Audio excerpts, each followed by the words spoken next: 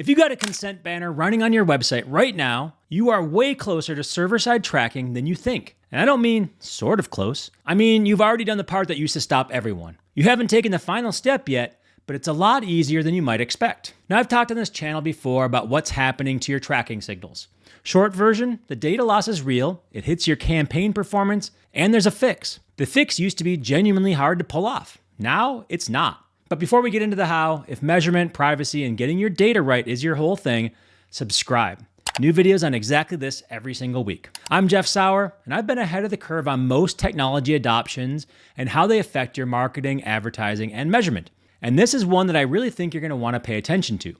I've been talking about privacy-led marketing since 2020, back when most people were still hoping the cookie situation would sort itself out somehow. I built a full course on this with Usercentrics, one of the top consent platforms out there. So this isn't me catching up to a trend. I've been watching this evolve up close. And what I want to show you is where it stands right now.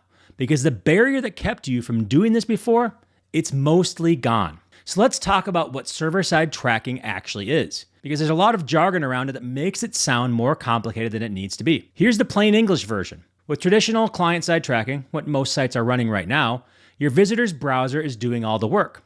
Someone lands on your site and their browser starts firing tags. Straight from their device to Google, to Meta, wherever. Direct line. The problem is that the line gets cut constantly. Ad blockers cut it, iOS privacy settings cut it, browser restrictions cut it, and every time it gets cut, that's a conversion you didn't see. A signal that didn't fire. A campaign making decisions on incomplete information. Server-side tracking changes who's in the middle. Instead of your visitor's browser calling Google directly, the request goes to your server first. Your server processes it, then passes it along to the platforms. You become the relay point, and your server doesn't get blocked by Safari. Your server doesn't care about ad blockers. The signal gets through. Here's how I think about it. With client-side tracking, every visitor's browser tries to mail a separate letter to Google, to Meta, to your analytics tool, all at once. Some letters get intercepted. Some never make it. Some arrive with the address smudged. Server-side tracking gives you your own post office. Everything routes through it first. You check it, stamp it, and send it. The letters arrive. The address is clean. And you decide what gets sent at all. That's the whole thing. Nothing more mysterious than that. Here's the thing though. If you heard about server-side tracking a couple years ago and decided it wasn't worth your time, that was actually a reasonable call. I'm not going to pretend it was always this accessible, because it wasn't. The original setup involved spinning up a Google Cloud Run container. You were looking at Docker, Google Cloud Platform configuration that had nothing to do with marketing. It was a back-end infrastructure project disguised as a tracking upgrade. And if you open up one of those setup guides, saw a command line, and close the tab, I get it. That's not a failure of ambition. That's a sane response to the wrong tool for your skill set. Most marketers aren't DevOps engineers. They shouldn't have to become one just to fix their conversion tracking. But here's what's changed. The infrastructure problem got solved. Not by you having to learn a new skill set, but by a whole category of tools that handle the hard part for you. Managed server-side tracking is a real thing now. Multiple options, different price points, different approaches. And the setup that used to require a back engineer, a lot of it is now just a few clicks. That's not me overselling it. That's genuinely where the market is. So let me show you what it actually looks like, and then let me show you why, if you already have a consent banner, one of those options is basically already waiting for you. So when I say managed server-side tracking is a real category now, I want to be specific about what that means. There are solid options out there. Stape is one that people use and like, and it's something that we've had a great relationship with them over at MeasureU. Taggrs is another. Quite a few others have come up in the last year or two. If you've already looked at one of those and it genuinely fits, go do it. I'm not here to tell you there's only one answer. The point is that the infrastructure barrier is gone across the board. You have real choices now, and most of them work. But there's one option I want to spend more time on, and the reason is specific. If you already have a consent banner on your site, most people don't realize they're one step away from server-side tracking being fully operational. Not sort of close, not still a project, one step. Here's why. Server-side tracking and consent management used to be two separate problems you solve separately and then connected. But maybe they shouldn't be. What if you think about them as the same problem approached from different ends? One controls what data you collect, the other controls how that data travels. When those two things are built to work together, you get something that's more reliable and more compliant at the same time. And that's what Usercentrics built. A consent-first architecture where the consent layer and the tracking layer are designed as one system, not bolted together after the fact. So here's what that looks like practically. Usercentrics hosts the server-side GTM infrastructure for you. You're not spinning up a cloud container. You're not configuring anything on the back end. You connect it to the consent banner you already have running, and the two systems talk to each other natively. When a user consents, the right tags fire.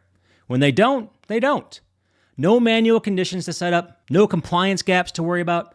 The consent signal travels through the same architecture as the tracking signal. And that's actually a harder engineering problem than it sounds. Most setups treat consent and tracking as separate layers. Usercentrics made them the same layer. And for the people watching this who already invested in a consent banner, you bought the ingredients. You just haven't cooked the meal yet. The infrastructure is sitting there. The compliance foundation is already in place. Extending it to server-side tracking isn't starting over. It's finishing what you already started. And the entry point is lower than most people expect. Usercentrics has a free tier that covers up to 20,000 server-side requests per month. For a lot of smaller sites, that's enough to run a real implementation and see actual results before paying anything.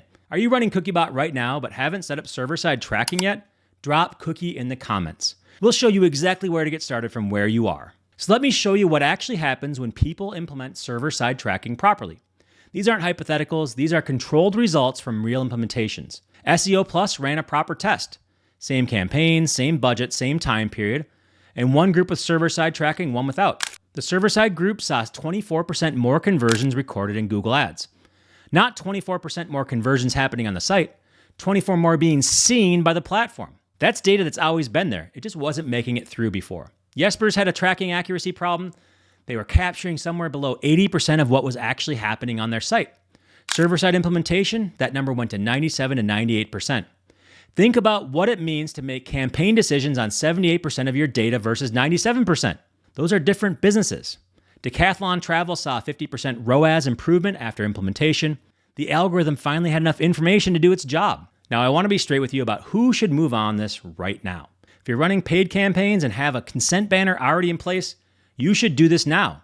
The ROI math is not complicated. Better signal means better optimization, means lower cost per acquisition. Every month you wait is a month your campaigns are working with incomplete information. If you're mostly organic and you're not running paid, it's still worth doing, but you have more flexibility on your timing. The urgency is a little bit lower. Put it on the roadmap.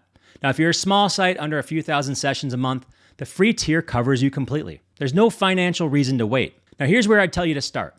Go check out the Usercentrics free tier, comment cookie, and we'll send you the link, or grab it straight from the description. 20,000 server-side requests per month, no cost. If you're already running Cookiebot, the connection is even more direct. You're working within the same ecosystem. Set it up, point it at your real traffic, and see what your numbers look like when the data is actually complete. That's the whole thing. You already did the hard part. You just haven't taken the last step yet. Comment cookie below and we'll get you started. And if this is the kind of stuff that you're working on, measurement, privacy, getting your data to actually work for your campaigns, hit subscribe. This is what we do here. Thanks for watching, and we'll see you in the next video.